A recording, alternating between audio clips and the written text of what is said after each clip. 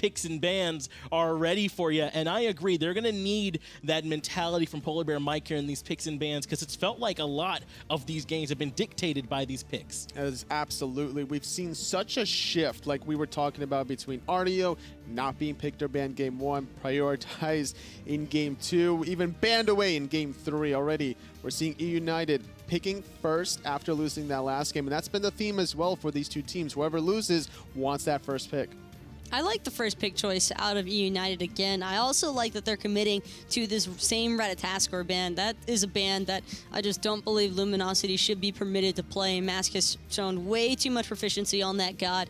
And additionally, I'm also expecting Luminosity to kind of stick to that same Morrigan ban as well, especially since Eunited already eliminated Kakolin.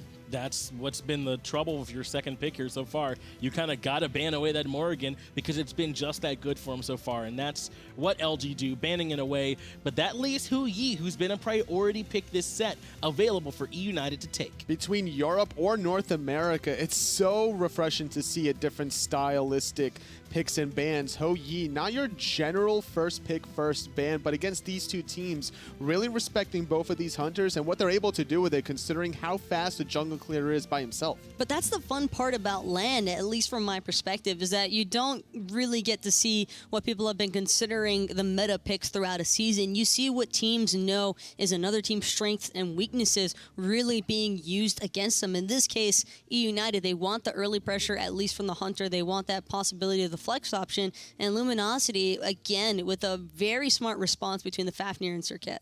And LG decide, and like you said, to pull that Fafnir away from the Hu Yi. Those Fafnir and Hu Yi were together last game and had some success. So keep that Fafnir for them and take the Serket pick. I mean, maybe LG don't want to lose any more Gold Furies here, totally. Definitely not. That Cobra's Kiss, you know, 1 in a million actually percent probably for Scream to find that, but he actually did. And I like the Fafnir takeaway like you were talking about, because also United has this mid-mage available. Knowing Veneno without Morrigan, Soul could be a viable option. I don't expect him necessarily to go to this Ryshan because of how heavily focused he was time in and time out. Probably as well, my favorite part about the Fafnir and Serket is that Hu Yi is a hunter without a CC immune ult, and his jump can be a little bit slow to start. Actually, one of the easier hunter jumps to catch out. And so with the Serket and the Fafnir in particular, both of these gods are excellent at single target focus shutdown. And it's going to be pretty difficult if Pandacat isn't careful with his positioning on Hu Yi. Back over to Eunited now for their second and third picks here of the pick ban phase, and they've taken a little time here to think about it totally, because they know that after these picks, LG pick and they get a chance to ban, and they want to make sure they get something high priority. But where do you expect them to go? I would like to see them take this Artio simply because LG have the next pick before second ban phase, but instead they're covering their options, picking Nemesis, so no matter what soul laner gets picked, that could be easy ganks coming from Scream. And then on top of this, for Polar Bear Mike, is the Athena for the Defender of Olympus Global Pressure. I'm a huge fan of the Athena pick. We haven't really gotten to see a chance out of it other than really Cherio, who prefers to take it into the jungle role, and that I still can't believe happened, because Cherio should never get Athena on land. But referring to this game, I like the control that an Athena can provide, especially if Fafnir were to ult into that Draconic form, or if Serket is trying to look to single target focus one member from Eunited. That taunt out of the Athena is going to be so crucial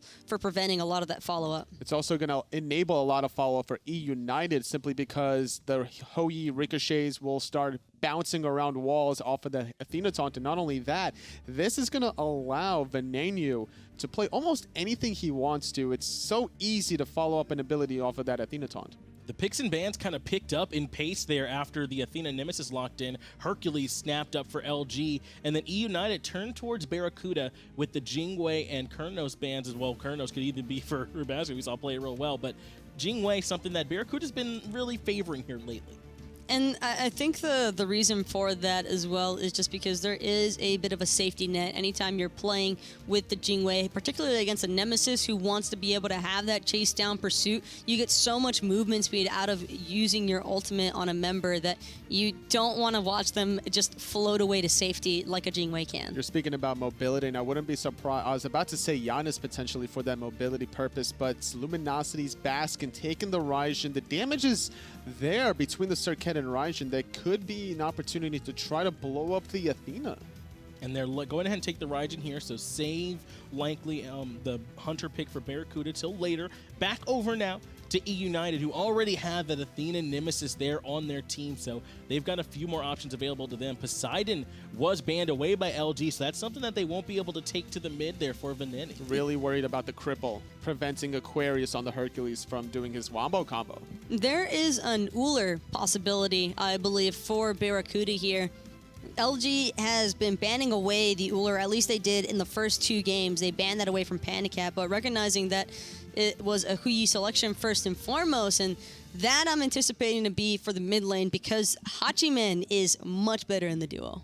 They have selected the double Hunter over here for Eunited, the Huyi and the Hachiman, and then Cabrakan to go along with it. How are you liking how Eunited's comp is rounding out here? Taking a page from Elevate's book here, honestly. Athena, Cabrakan, double Hunter. Now it's going to be a Assassin instead of that third Guardian, but still a good way to blow up some of the tanky frontline from Luminosity. And the teamfight presence should favor Eunited here. A lot of zone control, but look at what Luminosity did to wrap things up, picking the Honor. Honor is an incredibly aggressive ADC, but I think my main concern is going to be that impale. When it comes to the lane clear, Honor can kind of struggle a little bit because all you have to do is have your support maybe stand in front of that. So a lot of this, I think, is also going to depend pretty heavily on how it is exactly Luminosity start off with the 2-1-2 or the 1-1-2. It just all depends. Well, there we go, rounding out those picks with that on her for LG. Taking a look at these comps. Let's get those picks one more time. Taco, you've been on fire lately. Who you got? I say United bring it back in this one. I've been wrong so far the whole entire time, but I'm going to have to split it down the middle and go for Luminosity. They have too much momentum here. All right, we got the split here on the desk. Let's get over to the casters and see how they feel. Thanks a lot, guys. And, so Tully said that he hasn't been right too much, but I think this time around he might have something right. I think Eunited looked really strong. I like the direction this draft is going, kind of taking a page out of the triple Guardian composition with a little bit of a flex. Instead of a Guardian in the jungle, it's the Nemesis to deal with the tanky frontliners that Luminosity has. I love it. But, I mean, Barra playing on her on land, you got to feel like that gives Luminosity at least a slight edge because of how well he's played that on land during his career. And it has the matchup against Hachiman where Hachiman's going to get the better end of that clear, but you have the ability to jump over that shot from the mounted archery. Barra's team fight potential with this on her is really strong. I mean, sure, but then it's Anher, one of the gods we've not seen too much of. It's kind of been like a forced pick, if anything, because of all the bans away from United against Hunters, and then picking a secondary Hunter themselves. But it's actually Veneno on the Hachiman in the mid lane instead, giving it to Pandacat in the duo lane for the Huyi. I wonder which matchup Barracuda would have rather had there in that situation. I like this combination here. I think we're so focused on look at what Elevate did. This is sort of like Elevate, but just one pick off. Look, man, it's a Hunter mid. That's the difference here. I don't think it's really that deep, but what I do love is Scream on Nemesis. Just flat out, this guy brings the pain when he plays Nemesis, whether it's in what composition or not. And Aquarius needs to be cognizant of the fact that he's going to be the focus here. He has to be the focus for United with that Nemesis ult and the lockdown from the Cabrakan. Exactly. The Cabrakan in tow is the biggest key there between the two. Oh, Mask is in the big creep wave and he has to use that sprint. Yeah, he's going to get out of there. Scream still has a sprint and very low damage, or health, I should say. Benji able to help out just a little bit. Yeah, he'll be fine, though, because obviously Bomber's Mask will top him up in the jungle once he gets into that. But locking him down low, we did see 2 sprints used in the solo lane and the Beads of Mask, so he's going to be a little bit careful now for at least a few moments. Team's kind of forgetting about how strong Cabrakan is at level 1, man. You just cannot try and disrespect those Tremors without having some sort of displacement in order to take him out of that channeled ability. And it's not just a level 1, it's more about the lack of boots, right? Being so slow that Tremors really starts to be almost hard CC. Nemesis able to steal that one away. That Scream, he's making it happen, level 2 already. And that makes it worse because they're still level 1 after that buff going down. Now they're getting the blue stone and they've got to just take the back harpies instead. This should be level 3 off that blue camp. That's not a good start for Luminosity whatsoever. I mean, talk about losing pressure on that right-hand side. Now they're going to hit level 3 off 1 minion here in the solo lane, and Aquarius is going to be significantly behind, and that Cabrakan ultimate can make all the difference in a gank. Locking down Aquarius, not going to be able to dash away if he gets stopped by those walls. And it really helps out to have that Cabrakan in a little bit of a lead earlier on against this Hercules, just so Hercules can't control the laning phase as much as he'd like to, with one driving strike and then reposition the creeps and then have the fight away from where those tremors could be. Right now, Panda Cat going to return or make his appearance in the duo lane. Hunter starting out mid these days. So Panda going to group up with his support. Why is mid getting pinged here? I don't know. Maybe to see where Baskin was going or where he was at that given time, trying to see if Oracles could be the call for the dual lane, or if maybe if that blue buff may be under pressure. But with Aquarius being backed, I doubt that was the case on the right-hand side. Just a matter of communication. Was it the early ward maybe that just got placed in the mid lane was the reason for the ping? So let me know where the ward was. It was a ping on Baskin specifically. I think it was just saying, hey, Baskin's finally mid. We know where he's at. He's dipping into the left side jungle. But there's so many things that the team needs to communicate this early in the game, because and I actually really like where we're at right now, because we were in a world once upon a time where the game was on rails in the early game, but now so different. There's so many different starts, etc. And look at the invasion down the right-hand side. You can see Eunited looking to pressure even back Harpies here. Yeah. It's trying to shut down Mask from hitting level 5 as quick as possible. And it's already worked so far. I mean, Scream's been level 5 for a little bit. Mask just now hitting level 4, basically. Aquarius in that same boat, but Baskin's going to take a spill. That invade continued. Left side, Venenu picks up 1. PBM picks up 2. Eunited 2-0. Closet Athena being OP? Is that what it is? Nobody's, like, we saw Cherio was the one that really did it. I've been saying it. Just because you've been saying it doesn't mean it's real, Tom. Wow. I'm just saying. It is. It's true. I've been saying it. Athena's dope. She's so strong. Early game damage out of Athena actually relevant, even without itemization. The taunt will always be something to talk about. I don't care if we're playing Smite in 2030. Athena taunt is going to matter. The taunt from Discordia is going to matter, too. It's the same sort of thing, right? Just like Forces you to taunt. Just like our lunch.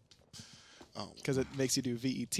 Get me out. Can I? When she hits you with the Hendrik, should we ultimate. just leave? No, should we just kick him? Actually, That could work. I want to be here. And to be fair, I'm actually kind of down to see Ryan do this on his own. all right, ready, set, go. Wait, me all by myself? Oh, okay. Speed buff invade happening here for Eunited. Scream still has that level advantage, but no ultimate. He used it earlier on, so Mask has his available, but Aquarius does not. He's coming all the way back from base. That speed buff going to go down and successfully in United's favor. That wasn't too bad. Yeah, you're pretty good. Keep going. Go ahead. Okay, now blue buff being started up by United, and they've still got that pressure. Remember, ultimate's still available in Luminosity's favor, but still don't want to take that fight. Mask has given up that right side experience for the most part. Allow it, just telling Aquarius that that's the way it's going to be, at least for a little bit. You need to just kind of get your farm elsewhere and try and stay safe. Have you ever seen him be this good before? I mean, maybe once. When he started? Yeah, we were doing a console cast, actually. Yeah. He was casting his old teammate, Chapo, if you've ever heard. Aggro used to play with Chapo. He did? Yeah. True, I did. Wasn't sure if you knew that, Hindu. We didn't, No, hey, we never didn't heard it invite you before. in the conversation yet. He says that from time to time, actually. Oh, well, at least he played with one person who was good and not himself, right? I guess. I mean, Aggro, I've watched Aggro play by himself. I don't know about the stories that happen off there, Tom. I on solo queue a broadcast. decent amount, yeah. That's the main thing. My schedule's just a little bit different than other people's sometimes, you know? To the road to EU United, though, and that's all down to the early pressure they got off, which is pressuring onto Mask and shutting down an assassin early game. Very important. But worst case scenario is getting Scream ahead on this Nemesis early game. This is going to become problematic as this game goes on. And Scream going for the farm boots, basically. It's the Talaria boots. No Warrior Tabi, no Ninja Tabi, anything like that. Looking to just go around, slice and dice some people, get that 30 gold, and try and continue this kind of snowball of farm in his favor. I mean, look at the XP per minute on the left side of your screen. Scream nearing 570, whereas Mask isn't even above 415. Also, small thing. Well, keep an eye on Sir Ket. And not going to be the case. Small thing here. So the advent of Bluestone has given Nemesis the ability to provide that early game pressure that people find so impactful. So she's moved away from that death toll. Right now, there's going to be a death toll moving towards Aquarius. And Scream gets the last hit, dishes out some taunts. You know your boy is feeling himself. Bluestone Death Toll doesn't matter, he's crushing it. And the taunts, it doesn't happen as much online, but it will in person. Just because you can look across the other side of the desks and go, he's tilting. Scream still taunts a decent amount online. Well, Mask could be in trouble on the right side now. He's going to get away, but I don't think he's going to get away very quickly with the chase potential still available. No taunt. Taunt on cooldown, so Polar Bear Mike can't finish that. Real quick, just with the ultimate. He's on a horse and he's not. That's a surprise horse attack. You just never see it coming until it's already got away. Horse? No. Yep. Gets the kill. Gone. Imagine if one you did that. He does. He literally does. No, he frequently stays does on that. the horse and goes swing, swing, swing. No, you frequently. can hop on the horse and cancel it right away. And right just look click. for the stun. Why would you ever do that on Guan? Because it's one of the best initiations Yeah, in the because game. then you But get a it's one of stun the for most free. You can stun an damaging area abilities around in the you, game and itself. yeah, but then you're not doing the stun part, which is the most important part. Why are you still here? Good question. I actually don't know. Good I've got nowhere else question. to be. Well, right now, Eunited's got a place to be. In the enemy's jungle. Picking up the old speed buff. Nice stun on the PBM. Jeff Hindley going to look for the charge. There's going to be the ultimate from Mask. Polar Bear Mike dashing towards his teammate. And Nanu and Scream are here. And Mask in big trouble. Scream doesn't want to let it go. Dash 1 turns around. Looks for dash 2 on to Venenu. Venenu's still in trouble, but not dead just yet. Well, he might be now. When that damage comes up from Raiju, no, just enough to stay alive. Meanwhile, in the back, you'll see Mask force back to base, but a good taunt from PBM will allow Benji to pick up one. Michael go down in trade, but now Barra has turned up. Solo laner takes care of support. Solo laner takes care of support. Now it looks like mid lane gonna take care of the solo. One more shot will do it. And it's Barracuda putting Benji in the ocean. And the pings come out to try and invade the red buff. Someone's telling Panda Cat, do something, because Barracuda's over here getting 1 kill and an assist.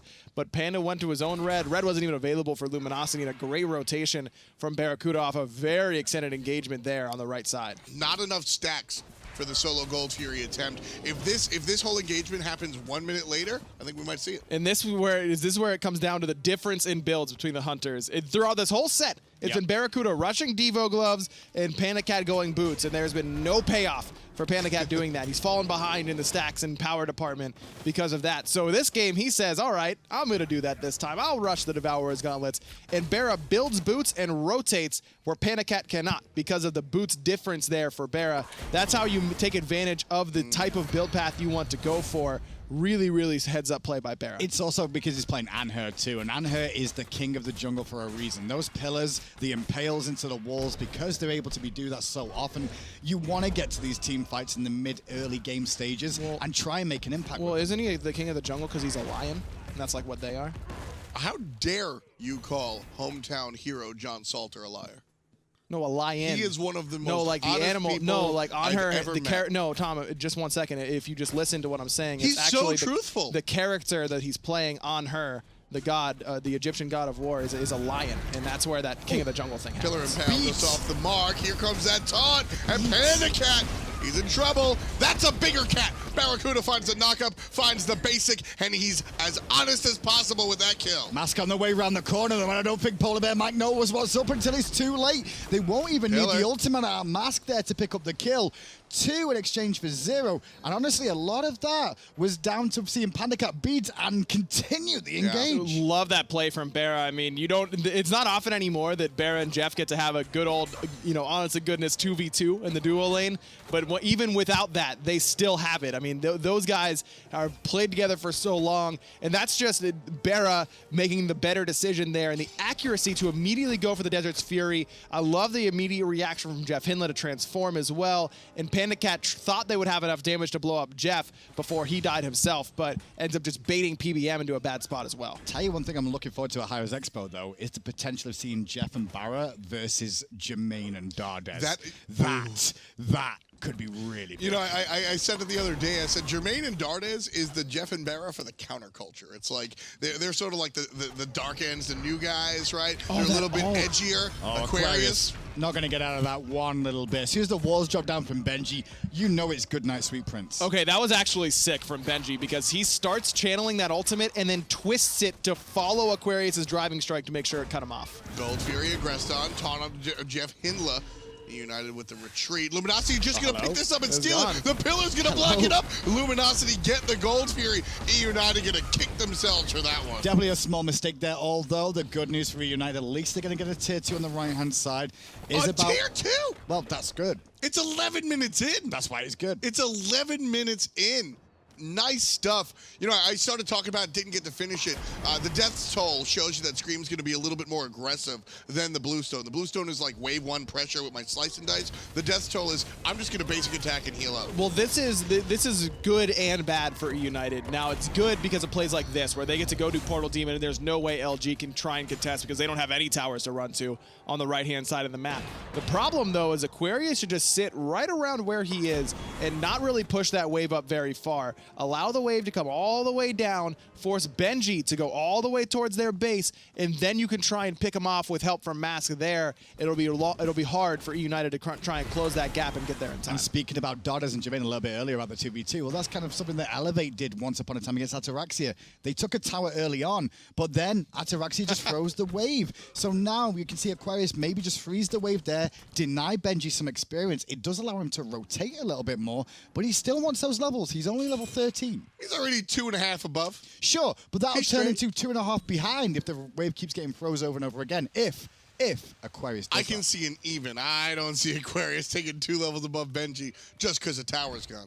No, but it's all about Benji staying ahead of everyone else on Luminosity. He's already going to be ahead of Aquarius. That's already set in stone, basically. But the rest of the team, you want to stay ahead of where Bear is. You want to stay ahead of where Baskin is, so you could be tanky and your damage can stay relevant. Everybody is losing their lane matchup except Baskin. I mean, that's just because he's farming. This is what we see out of most of the mid laners these days. He's focused on farm rather than the gank potential. A lot of rotations going around all the time, but Baskin will make sure he's getting as much farm as possible.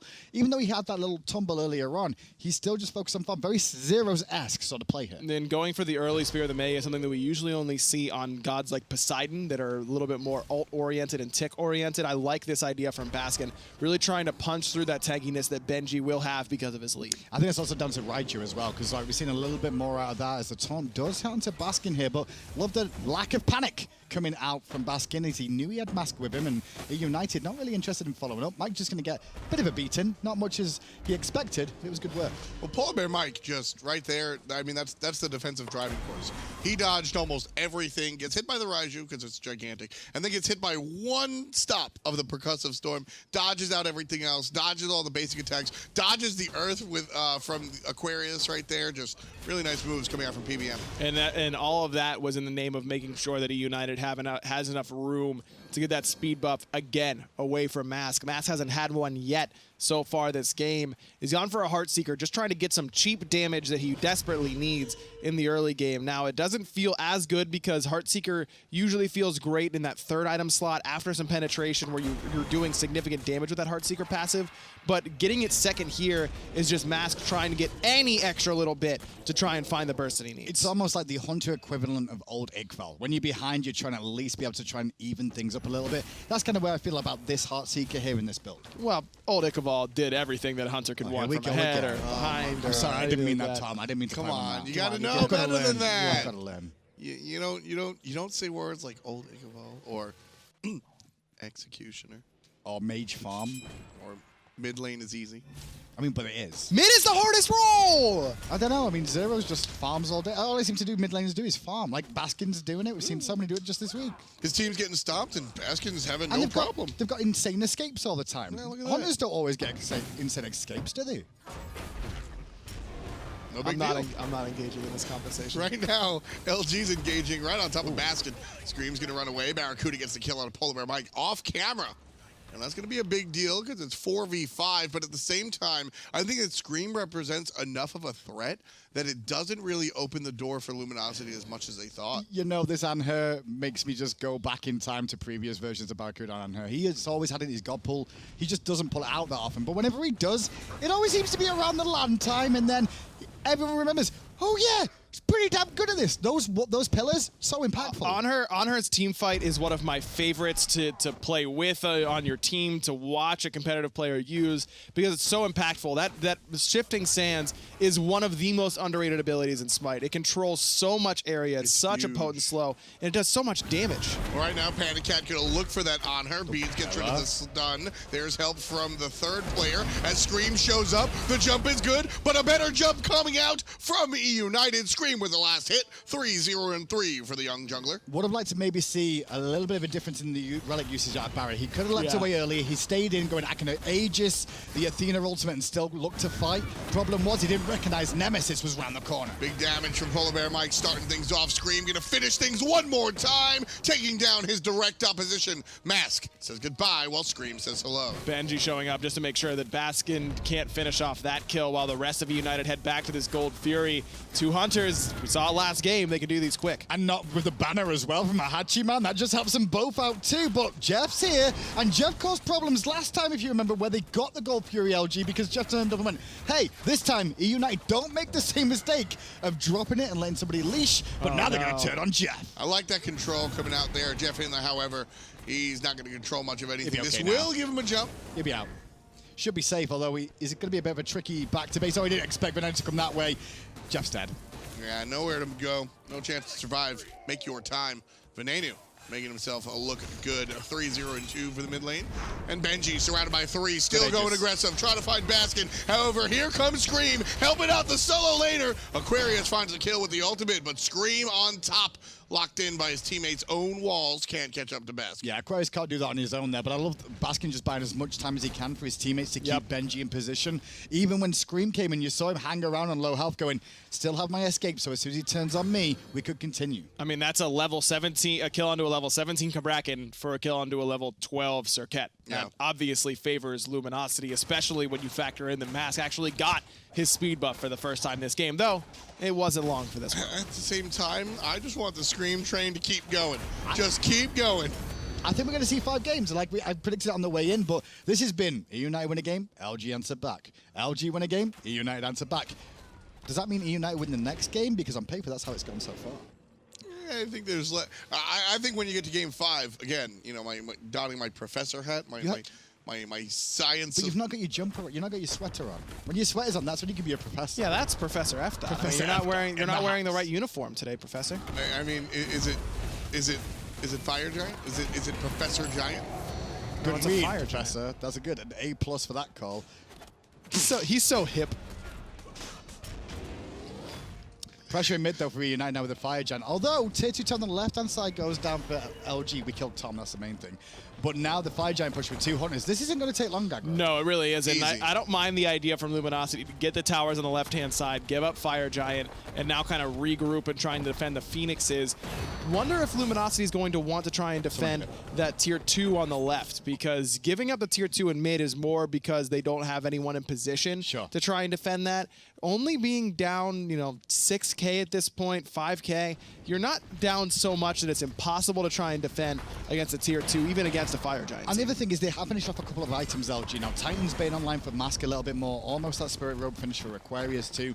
They can defend this tier 2, but they're going to need Mask there, who's currently just in mid, steps in a ward so they know whereabouts he is. Yeah, I need LG to have the double flank here. I need Hercules and Serket to be both on the right side so they can come in. Because if they're not, that's what's going to happen. Right down the middle, Aquarius gets taken out. Beautiful taunt from Polar Bear Mike. And the follow-up from the Hunters. Benji, Panda Cat, doubly for the guy. And it's going to be the push up the left-hand side into, what'd you say? That's game. I don't think there's any way for them to stop this advance now because, it's only 20 minutes in, but we said Reach! it's The reach! double Hunter. The reach! Polar Bear Mike doing his best combination of Cheerio. And now with that, the Phoenix will go down on the left-hand side too. Now it's pressure onto the Titan. This could be game. I got called it. I think I'm right. Man, I'll tell you what, 2 Hunters seem pretty good right about now. Luminosity might try and do something with it again in the next one because, gods like Hu Yi have got to be prioritized with how well